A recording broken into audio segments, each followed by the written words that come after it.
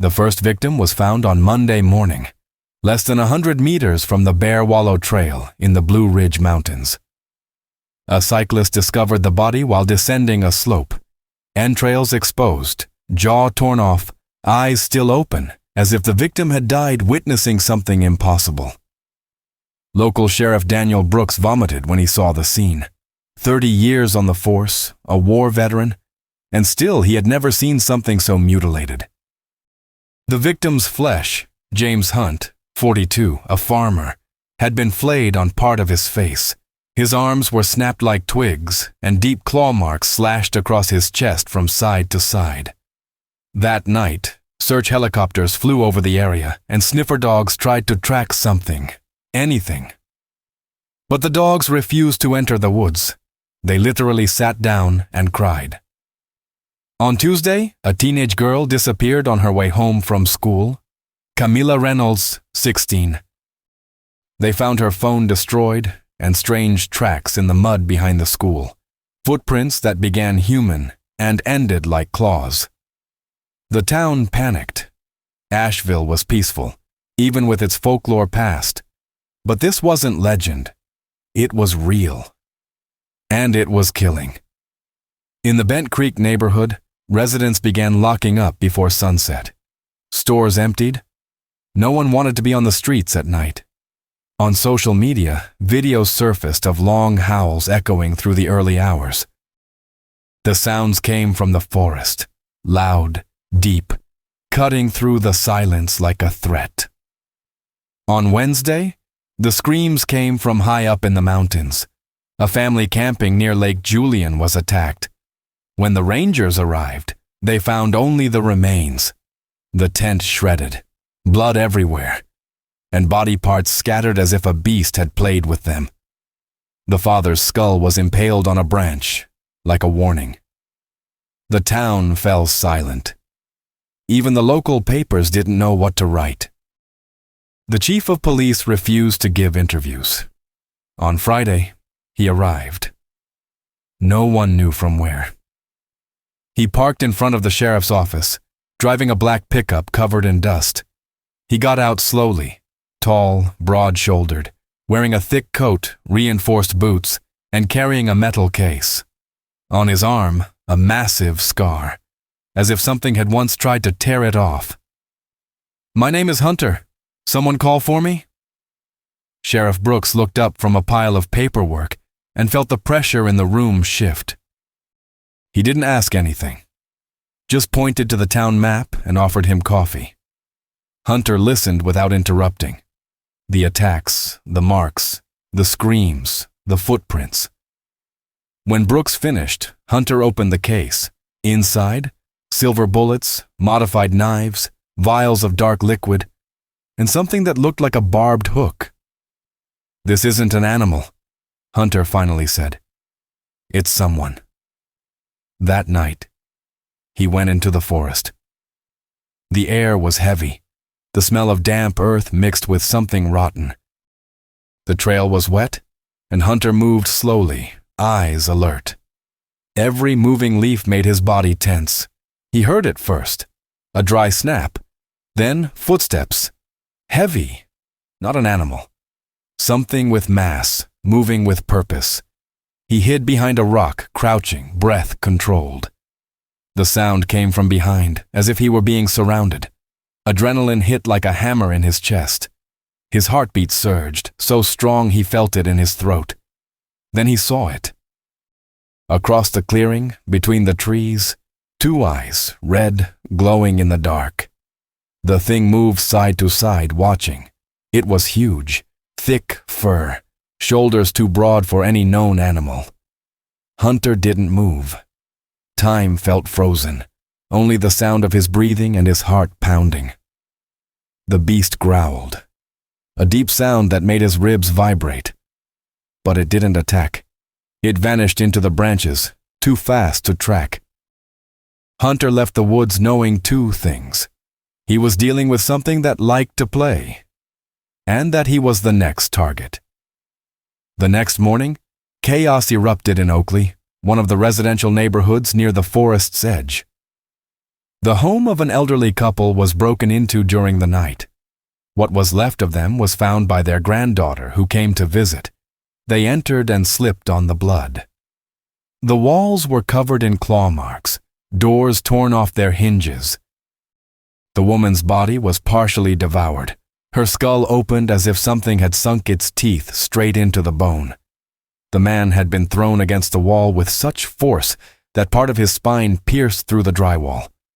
The local police froze at the scene. There was nothing human about it. It wasn't a robbery or a normal crime. Sheriff Brooks arrived before 8. When he saw the symbol drawn in blood on the kitchen wall, a circle with 3 vertical slashes, he called Hunter without saying a word. Hunter examined everything in silence. The scene didn't shock him, but the details bothered him. The symbol, the marks, the fact that there were no exit tracks. "This isn't just hunger, it's dominance," he said. "This thing is marking territory." Later that day, Hunter entered the forest. Footprints marked the ground near the Swannanoa stream, but they became distorted, human to beast. He followed them to an old abandoned barn, overgrown with vegetation. When he pushed the door open with his shotgun ready, the stench hit him like a wall. Dried blood, urine, rotting flesh. He climbed the stairs slowly. Each step creaked. Upstairs, a nest. Blood-soaked blankets, bones. In the corner, a dog's head pinned to the wall with barbed wire. Hunter took 2 steps back and turned on the recorder clipped to his chest. Lair located.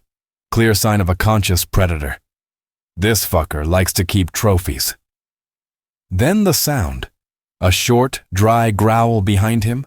Hunter spun, heart in his throat, weapon raised. Nothing. Silence. But the stench grew stronger. He wasn't alone. That night, the sound was heard throughout the city. Howls, not one but several. Long, deep, from different places, like a chorus of horrors coming from the forest. Hunter was on one of the trails near the Blue Ridge Parkway. The wind rustled the branches. He moved quickly, scanning the terrain with his eyes. Then he saw it.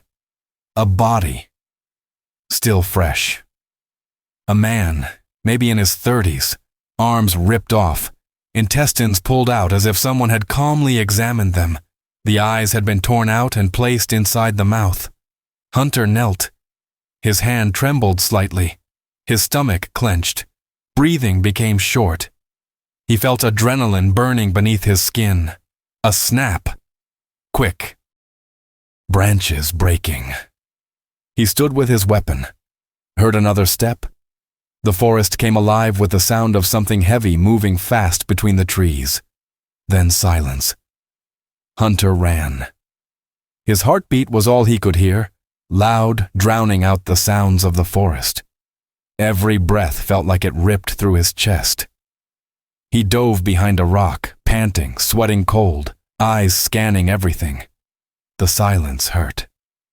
Until he felt it. Didn't see. Just felt.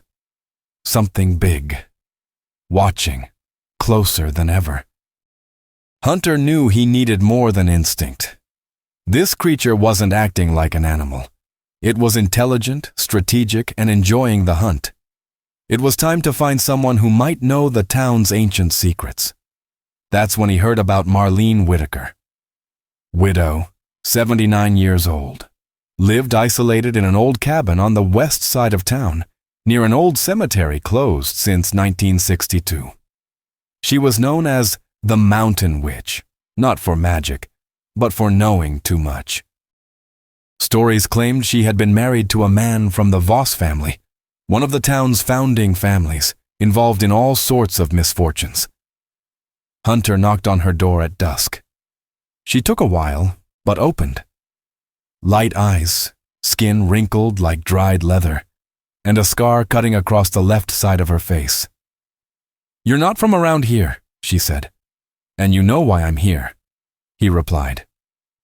Marlene stared at him for a long time, then stepped aside and pointed to the chair across from her. The house smelled of burned wood, alcohol, and something sweet, unnerving. She served tea, but Hunter didn't touch it. He was tense. Instinct still pulsed in the back of his neck. They thought they buried it. That time would erase it. But you saw the eyes, didn't you? She said. Those red eyes. Hunter nodded, his hand still on the weapon at his waist. Voss, she continued. It starts with them. My husband's grandfather, Elijah Voss, was a man obsessed with power. In 1908, he went into the deepest mountains, where not even the natives dared tread. He performed a ritual, brought something back, a curse that chooses, or is chosen. Hunter frowned. He became one of them? Not him, but the bloodline carries it. It's a choice, you understand? A pact, a burden that grants strength, dominance, but at a price, and it demands blood. She opened a drawer and pulled out an old notebook. Inside, old photos, men with eyes scratched out of the images. In one, a symbol, the same one drawn in blood on the destroyed house's wall. This is Caleb Voss, she said, pointing. Great-great-grandson of Elijah. He disappeared 5 years ago. But I swear, the last howl I heard in that forest 2 days ago, it was his voice. Hunter closed the notebook. The name was burned into his mind. Voss. He now had a direction. That night he returned to the forest, armed to the teeth. Along the way he felt the wind colder than usual. The trees seemed to lean in, as if watching him. The tension was unbearable. Sweat ran down his back, despite the cold. Each step felt like it sank deeper into the darkness.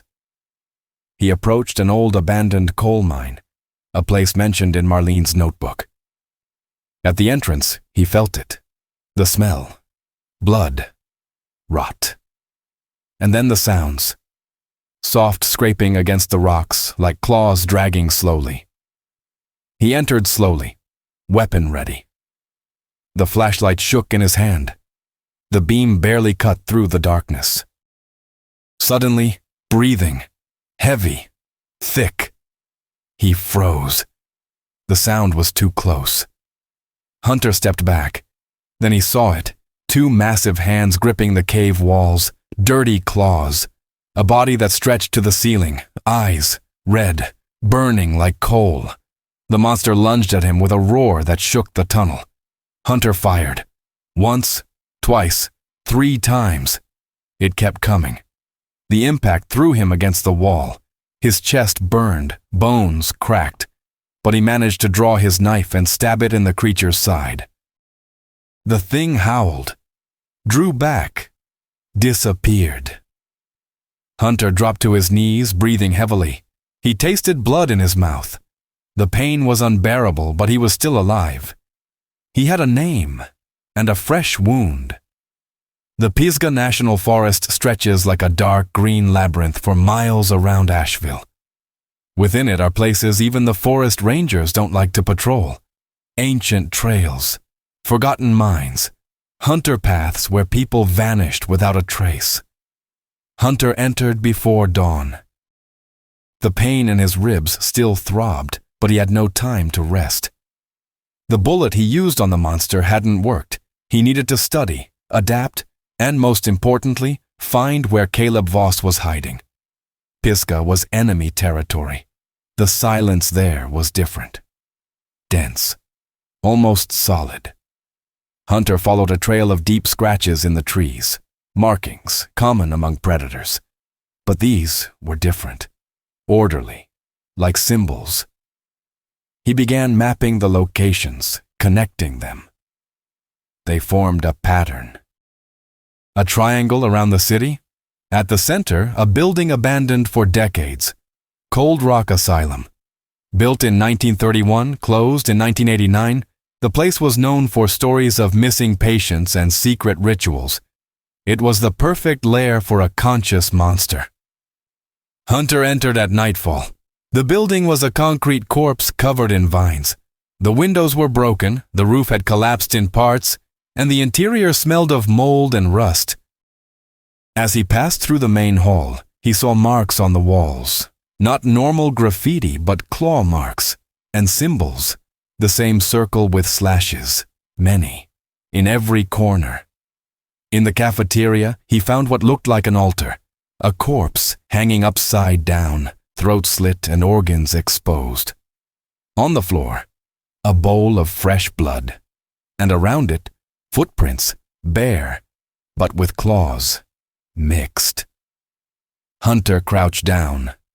The bowl was still warm. This wasn't a hideout. It was a temple. A metallic sound echoed in the distance, like an iron door being dragged. Hunter hid behind an old counter, breathing quickening. The air felt heavier, his stomach clenched, eyes trying to pierce the darkness. Footsteps, slow, echoing. He held his breath, then saw something pass, tall, slow. A grotesque silhouette, humanoid, but with shoulders too wide, hands nearly dragging on the floor. The face, or what looked like one, was deformed with fur and scars. It wasn't a full transformation. It was an aberration between two worlds. The creature stopped, sniffed the air. Hunter didn't move. The sound of his heartbeat was a drum inside his head. Sweat dripped, every muscle frozen. The thing howled, a low, hoarse sound that made the walls vibrate, then disappeared into the darkness. Hunter waited, counted to 60 before emerging from hiding. He moved slowly, every step calculated. He reached the basement where there was a rusted iron staircase. Descending, he found a narrow corridor, windowless, with steel doors on either side, cells. In one, he found another victim, a man still breathing, chained, arms slashed, eyes torn out, mouth sewn shut with wire, but alive. His chest rose and fell in spasms. Hunter vomited right there. "Sorry," he said, pulling out his knife and cutting the wires. The man passed out in his arms. Hunter carried the body to the lobby, eyes alert for any sound. Then the ambush. Something dropped from the ceiling, slashing through the air. Hunter rolled aside at the last second, but the creature was already on him. Claws slashed his arm, cutting to the bone. The pain was instant, hot, brutal. He screamed, but didn't let go of the knife. With his free hand, he drove the blade into the creature's leg. It screamed, a sound half animal, half human. Hunter staggered back, bleeding, limping. The creature charged again, but he fired a flash grenade, custom modified. The blast lit up the lobby, and the monster screamed like it was burning from within. He ran without thinking. Every step hurt, but instinct took over. He reached the exit, jumped down the steps, tripped, rolled in the mud, and stopped only when he heard the forest's silence again. The asylum was behind him, but now he knew. It wasn't just Caleb. There wasn't only one. Hunter spent 2 days hiding in a rented cabin on the outskirts of town, stitching his arm by hand. The wound was deep. 3 claws had torn through muscle to the bone. There was no time for a hospital. He couldn't trust anyone. Asheville was infected, and now he knew. Caleb Voss's cult wasn't a legend. It was a pack. While his flesh healed with raw, throbbing pain, Hunter built a plan. He would need to lure one of them out, separate it from the group, study its movements in the field. This wasn't an extermination mission. It was a hunt. He chose Carrier Park on the city's edge, where the terrain merged with the woods, isolated, little surveillance, a frequent site of recent disappearances. He set traps, motion sensors, buried silver mines, and lines with improvised hooks. And he waited. Night fell like a curtain of pitch. The moon, fat and full, lit the tree canopies. The wind rustled the branches, creating constant noise. Hunter was hidden in a camouflaged tent, shotgun in hand, amplified radio on his chest. Around 2:37 a.m., the sound came. A snap. A low grunt. Then, silence. He narrowed his eyes and watched through the night scope. At the edge of the clearing, a quadrupedal figure slowly crawled forward. Hairy, big, but not a wolf. Its legs were too long, spine curved as if broken. Hunter tightened the trigger, swallowing hard. Sweat ran down the side of his face. The air felt still. The creature moved closer, sniffing. Clang! It stepped on one of the hooks. A scream of pain tore through the park. The thing thrashed, howling in agony, trying to rip the trap off its leg. Hunter burst from the tent, shotgun to shoulder, aimed at the head, and fired. Boom! The creature flew back 2 meters but didn't fall. It spun its body and launched at him with inhuman speed. Hunter barely rolled aside. Its claws grazed his thigh. The flesh burned, blood gushed. He fell onto his back. The beast was on top of him. Hunter pulled the knife from his belt and drove it straight into the creature's chin. The scream was deafening. He kicked hard, retreating to his knees, and threw one of the silver mines. The explosion was sharp, a flash. The beast fell sideways, half its face raw and bleeding. Hunter approached, bleeding, limping. The monster still breathed. It was a man, or nearly. The transformation had partially reversed. Skin and fur merged into a nightmare of flesh. Its eyes were open, human and animal, at once. "Who else is with you?" Hunter asked, weapon aimed at the mutant's chest. The thing just laughed, a raspy laugh, full of scorn. "This won't stop." The pack. Hunter pulled the trigger, the head exploded. Later he dragged the body to a higher clearing and burned it completely. The smoke rose thick, carrying the sweet, rancid smell of melting flesh. The monster's face still burned in his mind. The man had been young. No more than his early 20s. He had probably been turned by force, chosen by Caleb, fed on blood and lies. Hunter watched the fire, feeling the pain pulse in his leg. Every muscle ached. His chest burned. The smell of his own blood mixed with the enemy's made his stomach churn. But now he knew the truth. The pack was real, and he had just declared war. 2 days after the attack in Carrier Park, Hunter was found collapsed in the backyard of an abandoned church in West Asheville.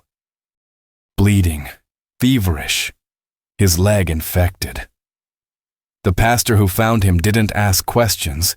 He simply hid him, maybe because of the fear in his eyes, or maybe because he already knew too much. As he recovered, Hunter began cross-referencing the data he had gathered.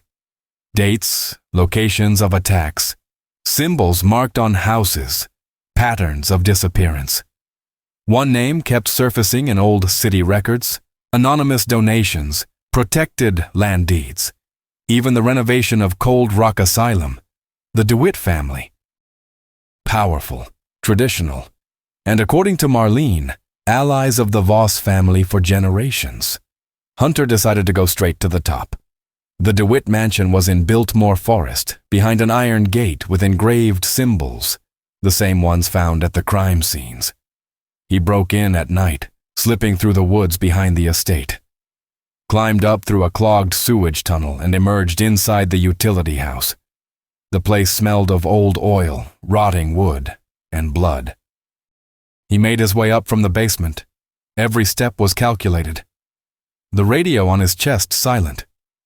Reaching the main hall, he saw old portraits on the walls, men in suits, always serious, always with eyes that seemed empty. Upstairs, light. He climbed. When he pushed open the office door, he found Margaret DeWitt, family matriarch, sitting at the desk. "I knew you'd come," she said, unafraid. Hunter kept the gun aimed. "Caleb Voss, where is he?" Margaret laughed. A dry sound. "You really think this started with Caleb? He's just the next one, the vessel, the chosen of this generation. You covered for him, protected the attacks, helped hide the bodies." "I protected the city," she countered, eyes firm. "Do you know what happens when people lose their fear? They become wild. Caleb is the balance, the beast that keeps man's savagery in check." Hunter stepped forward, his hand steady, finger on the trigger. "And how many had to die to maintain that lie?" Margaret stood slowly. There was no fear in her eyes, only acceptance.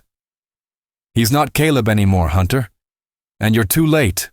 Before Hunter could react, the ground shook. A roar echoed through the hallways. The windows shattered. Hunter ran, descending the stairs with his weapon in hand. The air vibrated with something ancient, malevolent. Reaching the main hall, he saw the guards. Dead, decapitated, torn apart like toys. And then, the sound. Heavy footsteps. Not running, walking. Dominant. From the top of the stairs, the creature emerged. It was Caleb, or what was left of him, more than 8 feet tall with muscles like blocks of stone covered in thick fur. The eyes were no longer human. They were red, but carried a cruel intelligence. He descended slowly, each step shaking the house's foundation. Hunter fired, once, twice, 3 times. The bullets hit and ricocheted. Caleb smiled. With a single leap, he landed on Hunter, who rolled beneath the staircase. The creature howled, lifting furniture with brute strength. Hunter activated one of the silver mines strapped to his belt and hurled it at the creature's chest. The explosion was violent. The beast reeled, screaming. Part of its chest burned, flesh melting. But it didn't fall. Hunter ran, limping, leapt through a window into the garden. The sound that followed was unmistakable. Multiple howls answering Caleb's. The pack was coming, and he was alone. Hunter fled the DeWitt mansion covered in blood, his left arm useless, his breathing so ragged each step felt like it ripped a piece of his lungs away. Behind him, the sound of howls spread across the city like an ancestral call. Not just a threat, but a summoning. The pack was loose, and now, for the first time, in the heart of the urban zone. That night, the streets of Asheville became a war zone. The first attacks began in the South French Broad neighborhood. An empty school bus was found torn in half. The driver was hanging from a pole, his spine twisted, arms stitched into his own mouth. On Cox Avenue, a group of residents heard a noise from the roof. When they opened the door, a body dropped with its head twisted at an impossible angle. Security cameras caught only a giant silhouette crossing the street at inhuman speed. Hunter couldn't protect everyone. So he did what he knew best: lure them in. He planted heat bombs around the Montfort Historical District, setting up a massive trap. Meanwhile, he activated radios on different frequencies, generating interference to confuse the pack. Every trap, every move, every decoy was meticulously planned. But even so, they came prepared. At 2:14 a.m., Hunter was on a rooftop watching the empty streets when he felt the air shift. A thud, then another. The concrete beneath him trembled. He turned his shotgun, sweat dripping down his neck. And then he saw them, 3 of them. Not fully werewolves, distorted bodies, musculature defying human anatomy. Black claws, teeth like machetes. The one in the center was bigger, with sickly yellow eyes. It wasn't Caleb, but it was an alpha. They ran. Hunter pulled back, firing. One dropped, hit in the throat. But the other 2 leapt straight onto the roof, and the clash was brutal. The first blow knocked Hunter off his feet, slamming him against a water tank. The impact cracked his ribs, Blood filled his throat, but he fought back. He stabbed a silver knife straight into the nearest creature's jaw, twisting hard. The scream was cut short by another howl. The third monster pounced and slashed Hunter with its claws, tearing into his right flank. Blood sprayed. The pain was blinding. He fell onto his back. The world spun. Everything slowed down. Only the sound of the heart. Thump, thump, thump. Violent beats, fear activating every inch of his body, adrenaline replacing pain. Hunter pulled a fragmentation grenade and activated it. The creature charged with its mouth open. The explosion hit directly in the beast's face. Flames and flesh exploded. Hunter rolled across the roof, fell into an alley, and crawled behind a wrecked car. There, he loaded one last weapon, the bullet with liquid silver custom made for Caleb. He knew what was coming next. The city was burning. Screams in the distance, sirens mixed with howls. It was a night of massacre, but he was still standing. The final hunt had begun. Hunter woke up on the floor of an abandoned auto shop, covered in dried blood and pieces of fabric stuck to his skin. His wounds burned. The fractured rib wouldn't let him breathe properly. But the radio still worked. The police emergency transmissions were incoherent. Simultaneous attacks in West Asheville, Kenilworth, River Arts District. Overturned cars? Reports of animals breaking into homes and dragging residents out by force. The city was collapsing beneath its own population. And Caleb still hadn't shown up. Until he did. At 4:03 a.m., a transmission interrupted the local radio channels. Static, followed by a deep, distorted voice. This city belongs to the children of the beast. You tried to hide the hunger. Now it devours you. Hunter recognized the voice. It was Caleb. Broadcasting from the water tower on Bowcatcher Mountain. The bastard wanted him to come, and he did. The path to the tower was a trail of destruction. Burned cars, looted stores, neighbors dead on sidewalks, their bodies opened like sacks of meat. A police officer hung from a post, badge jammed into his eye socket. Hunter climbed, staggering. Each step drained what energy remained in his body. He clenched his teeth, trying to ignore the pain in his lungs, in his belly, in his soul. At the summit, he found a grotesque scene. Bodies around the base of the tower, laid out in a circle. At the center, a sculpture made of human bones and claws, a crown for the monster. And he was there. Caleb Voss, fully transformed, 10 feet tall, shoulders like concrete blocks, skin split by the abrupt growth of muscle, black claws nearly 8 inches long, mouth wide with rows of duplicated teeth, but the eyes still held a glimmer of consciousness and pleasure. "You came," said the creature, voice distorted but clear. "I came to end this," Hunter replied, chambering the round. Caleb smiled. "They chose me. I am the rebirth, and you are obsolete." Without warning, Caleb charged. The impact was brutal. Hunter flew like a rag doll, slamming into a metal wall. The gun fell far away. He rolled on the ground, gasping, blood dripping from his mouth. Caleb charged again. Hunter pulled out his silver knife and twisted, stabbing it into the creature's abdomen. But Caleb didn't flinch. He slapped with such force it nearly tore the hunter's shoulder off. The world went black for a second.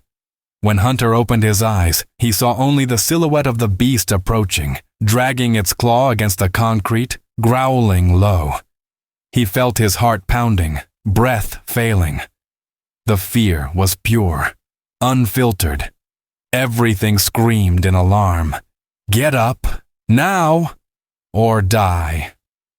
Hunter stood, limping, his arm dangling, blood pouring from his leg, and he saw the gun lying on the ground, the one loaded with the last bullet, made of liquid silver and burned bone from an ancient werewolf. Caleb leapt.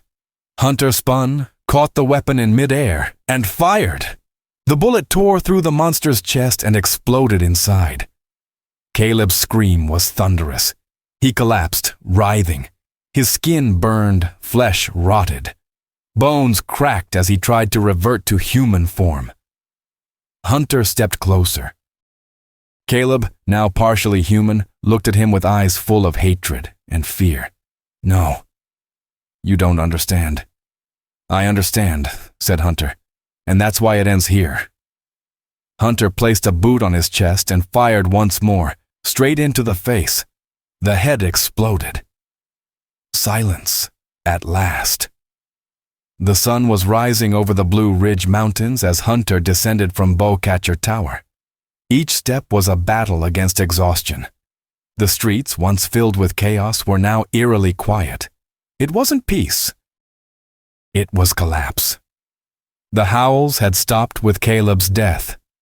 The connection between him and the pack had been broken, and the others, leaderless, fled into the forest like disoriented beasts. But the damage was everywhere. Downtown Asheville reeked of blood. Burned homes, shattered windows, bodies piled on sidewalks, corpses of monsters and men mixed together, shredded, deformed, unrecognizable.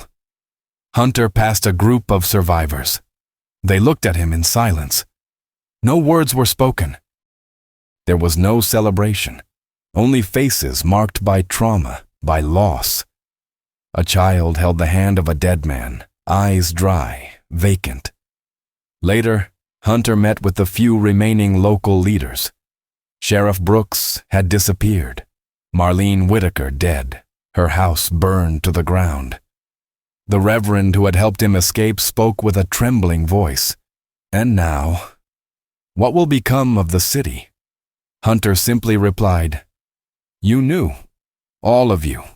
In some way you stayed silent, helped, or pretended not to see. Now you have to fix it. And you? I'm not staying." That afternoon, he gathered his weapons, burned the blood-stained armor remnants, and packed his case into the truck's trunk. Before leaving, he walked down the trail into the forest. The wind blew softly, but there was something in the air, a scent, a distant echo, the sense that not everything had been destroyed. On the ground, he found footprints, fresh ones, small, but not human. He crouched, touched the mud with his fingers. The dried blood formed a trail. Something had survived. Something had inherited the curse. Hunter didn't smile, didn't speak. He just walked back to the car. When the engine roared and the truck disappeared down the road, the city was left behind, but the terror wasn't. In the forest, the silence was only the pause before the next hunt. And Hunter had already received another call. Another monster awaited him,